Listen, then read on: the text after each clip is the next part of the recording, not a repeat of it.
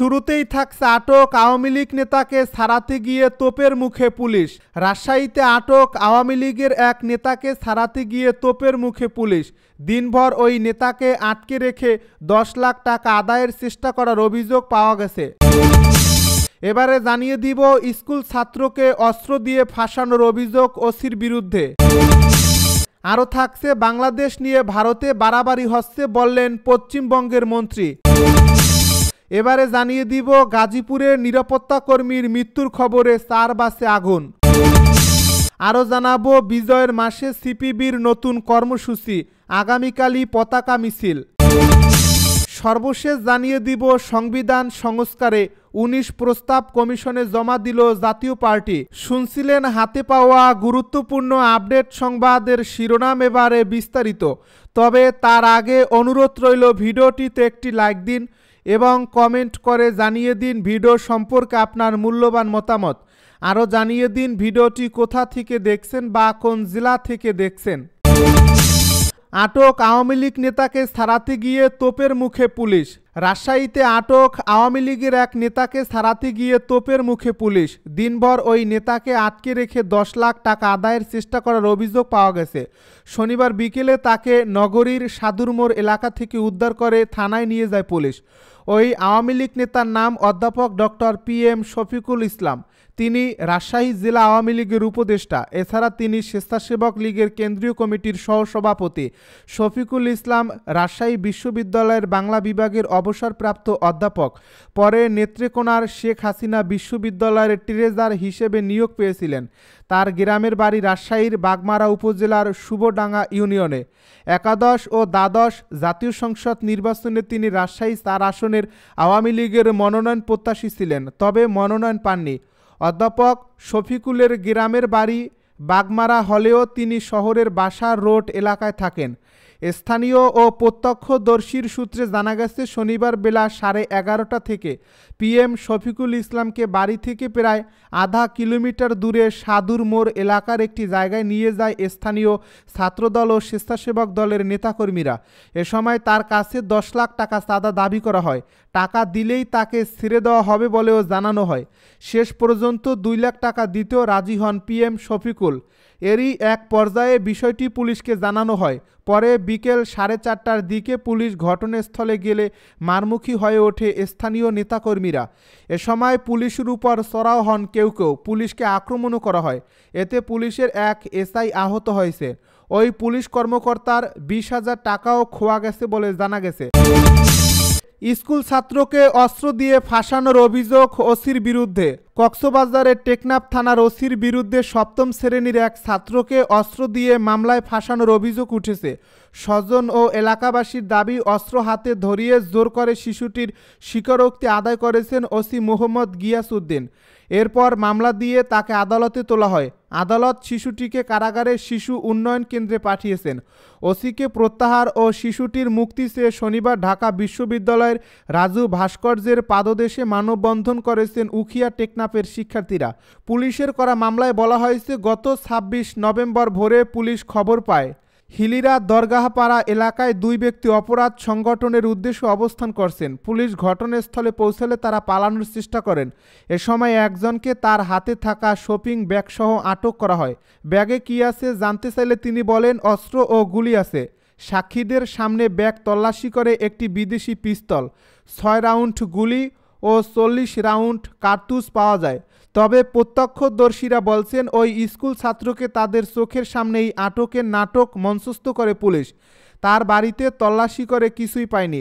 একজনের বাড়ি থেকে অস্ত্রগুলো উদ্ধার করে পুলিশ। তখন এলাকাবাসী 14 বছরের ওই শিশুটিকে দাঁড়িয়ে কান্না করতে দেখেন। এরপর তার বাবার অস্ত্র বলে জোরপূর্বক স্বীকারোক্তি নেয় পুলিশ। বাংলাদেশ নিয়ে ভারতে বাড়াবাড়ি হচ্ছে বললেন পশ্চিমবঙ্গের মন্ত্রী। শেখ হাসিনা সরকারের পতনের পর থেকেই বাংলাদেশের সংখ্যালঘুদের উপর কথিত হামলার অভিযোগ নিয়ে সরব ভারতের ক্ষমতাসীন বিজেপি সরকার। এ নিয়ে পশ্চিমবঙ্গে দলটি রাস্তায় নেমেছে। বাংলাদেশের পতাকা অবমাননা থেকে শুরু করে অন্তর্বর্তীকালীন সরকারের প্রধান ডক্টর ইউনূসের কুশপুত্তলিকা দাহ করা হয় কলকাতায়। এরই মাঝে বাংলাদেশ ইস্যুতে ভারতে যা হচ্ছে সে পরিস্থিতি নিয়ে বলতে গিয়ে পশ্চিমবঙ্গের মন্ত্রী সিদ্দিকুল্লাহ চৌধুরী বলেন, বাড়াবাড়ি হচ্ছে। একই সঙ্গে এসব ইস্যুকে বাংলাদেশের অভ্যন্তরীণ বিষয় বলেও উল্লেখ করে। বাংলাদেশ নিয়ে বাড়াবাড়ি হচ্ছে উল্লেখ করে মন্ত্রী বলেন, বাংলাদেশে বিভিন্ন প্রশাসনিক পদে বসে রয়েছেন হিন্দুরা। থানার বড়বাবু, বিচারপতি, এসপি, ডিএম, কত হিন্দু, এগুলো দেখা যায় না। গাজীপুরে নিরাপত্তা কর্মীর মৃত্যুর খবরে 4 বাসে আগুন। গাজীপুর মহানগরীর তারগাছ এলাকায় বাসচাপা একজনের মৃত্যুর ঘটনায় শনিবার রাতে স্থানীয় জনতা 4টি যাত্রীবাহী বাসে অগ্নিসংযোগ করেছে। এ ঘটনার পর থেকে ঢাকা ময়মনসিংহ মহাসড়কের উভয় দিকে যানবাহন চলাচল বন্ধ হয়ে যায়। এতে দুর্ভোগে পড়েন ওই মহাসড়কে চলাচলকারীরা। নিহত ব্যক্তির নাম মোহাম্মদ মুন্নাফ আলী। তিনি ঝিনাইদহ সদর এলাকার বাসিন্দা। তিনি স্থানীয় একটি পোশাক কারখানার নিরাপত্তা কর্মী ছিলেন। এলাকাবাসী ও পুলিশ জানায়, তারগাছ এলাকায় অনন্ত নামের স্থানীয় একটি পোশাক তৈরি কারখানায় নিরাপত্তার কাজ করেন মুন্নাফ। শনিবার রাত 8টার দিকে দায়িত্ব পালন শেষে কারখানা থেকে বাড়ি ফিরছিলেন তিনি। বাড়ি ফেরার সময় ঢাকা ময়মনসিংহ মহাসড়ক অতিক্রম করার সময় আজমেরি পরিবহনের একটি যাত্রীবাহী বাস তাকে চাপা দেয়। এতে তিনি গুরুতর জখম হন। পরে আশেপাশের লোকজন তাকে উদ্ধার করে স্থানীয় হাসপাতালে নেওয়ার পথে তার মৃত্যু হয়। আশপাশের উত্তেজিত জনতা বাসটিকে আটক করে অগ্নিসংযোগ করেন। এতে ওই মহাসড়কের উভয় দিকে যানবাহন চলাচল বন্ধ হয়ে যায়। পরে উত্তেজিত জনতার সঙ্গে আশপাশের কারখানার শ্রমিকেরা মিলে আজমেরি পরিবহনের আরও 3টি বাসে অগ্নিসংযোগ করেন। এতে ঢাকা ময়মনসিংহ মহাসড়কে যানবাহন চলাচল বন্ধ হয়ে যায়। দুই পাশেই দীর্ঘ যানজটের সৃষ্টি হয়। বাসের আগুনের খবর পেয়ে টঙ্গী ও গাজীপুর থেকে ফায়ার সার্ভিসের কর্মীরা ঘটনাস্থলে যেতে চাইলে উত্তেজিত জনতা তাদের বাধা দেন। বিজয়ের মাসে সিপিবির নতুন কর্মসূচি, আগামীকালই পতাকা মিছিল। মুক্তিযুদ্ধে বিজয়ের ডিসেম্বর মাস জুড়েই কর্মসূচি ঘোষণা করছে বাংলাদেশের কমিউনিস্ট পার্টি। ডিসেম্বরের প্রথম দিনেই আগামীকাল রোববার ঢাকাসহ সারা দেশে পতাকা মিছিল করবে দলটি। এদিন বিকেল 4টায় রাজধানীর পুরানা পল্টনে দলের কেন্দ্রীয় কার্যালয় থেকে পতাকা মিছিল শুরু হয় সোহরাওয়ার্দী উদ্যানের শিখা চিরন্তনে গিয়ে শেষ হবে। আজ শনিবার এক বিবৃতিতে দলীয় এ কর্মসূচির কথা জানান সিপিবির সভাপতি মোহাম্মদ শাহ আলম ও সাধারণ সম্পাদক রুহিন হোসেন প্রিন্স। এ বিবৃতিতে তারা বলেন, 1971 সালের যাদের আত্মত্যাগের মধ্য দিয়ে মহান মুক্তিযুদ্ধে আমাদের বিজয় অর্জন হয়েছে, বিজয়ের মাসে সে লাখো শহীদদের প্রতি গভীর শ্রদ্ধা জানায়।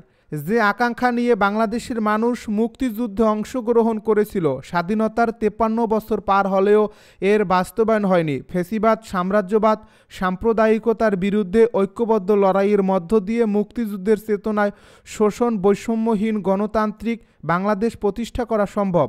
এ বিবৃতিতে সিপিবি নেতারা বলেন, যদি সব জাতি ধর্মের মানুষের সমান অধিকার প্রতিষ্ঠা করা না যায়, তাহলে মুক্তিযুদ্ধের চেতনা বিফলে যাবে। বিজয়ের মাসে দেশের সব মানুষকে মুক্তিযুদ্ধের চেতনায় সংহত থেকে ফ্যাসিবাদ, মৌলবাদ, সাম্রাজ্যবাদ সহ মুক্তিযুদ্ধের বিরোধিতাকারী সব অপশক্তিকে রুখে দেওয়ার আহ্বান জানিয়েছেন তারা। সংবিধান সংস্কারে 19 প্রস্তাব কমিশনে জমা দিল জাতীয় পার্টি। এক ব্যক্তির 2বারের বেশি প্রধানমন্ত্রী না হওয়া, সরকারি দলের প্রধান এবং প্রধানমন্ত্রী একই ব্যক্তি না হওয়া, 70 অনুচ্ছেদের পরিবর্তন সহ সংবিধানের 19 দফা সংস্কারের প্রস্তাব করেছে জিএম কাদেরের নেতৃত্বাধীন জাতীয় পার্টি। প্রস্তাবগুলো দলের পক্ষ থেকে 4 সদস্যের একটি প্রতিনিধি দল ইতিমধ্যে সরকারের গঠিত সংবিধান সংস্কার কমিশনের দপ্তরে জমা দিয়েছে। জাপার চেয়ারম্যান জিএম কাদের গত বৃহস্পতিবার বনানীর কার্যালয়ে সংবাদ সম্মেলন করে সংস্কারের প্রস্তাবগুলো তুলে ধরেন। জিএম কাদের বলেন, সংবিধানকে আরও জনবান্ধব করতে এবং একক ব্যক্তির বা প্রধানমন্ত্রীর কেন্দ্রীভূত নিয়ন্ত্রণ হ্রাস করার বিষয়ে অগ্রাধিকার দিয়ে তারা সংস্কার প্রস্তাবগুলো তৈরি করেছেন। সংস্কার এ প্রস্তাবগুলোর মধ্যে সংবিধানের 70 অনুচ্ছেদের পরিবর্তন আনার প্রস্তাব করেছে জাতীয় পার্টি। এক্ষেত্রে তাদের প্রস্তাব হচ্ছে, সংসদ সদস্যদের নিজ দলীয় সিদ্ধান্তের বাইরে সংসদে ভোটদানের সুযোগ থাকবে, তবে তারা সেটা করতে পারবেন যখন দলীয় সংসদ সদস্যদের মধ্যে সুস্পষ্ট বিভাজন দেখা দেবে এবং দলীয় সংসদ সদস্যদের কমপক্ষে 1/3 দলের সিদ্ধান্তের বিরুদ্ধে অবস্থান নেবেন। 70 অনুচ্ছেদকে সেভাবে পরিবর্তন করার প্রস্তাব করে দলটি। তারা মনে করে এর ফলে দর কষাকষি কিছুটা কঠিন হয়ে পড়বে এবং সংসদ অধিকতর কার্যকর ও সরকারের স্থায়িত্ব কিছুটা হলেও নিশ্চিত হবে। তবে এক ব্যক্তি সর্বোচ্চ 2বারের বেশি প্রধানমন্ত্রী পদে অধিষ্ঠিত হতে পারবেন না।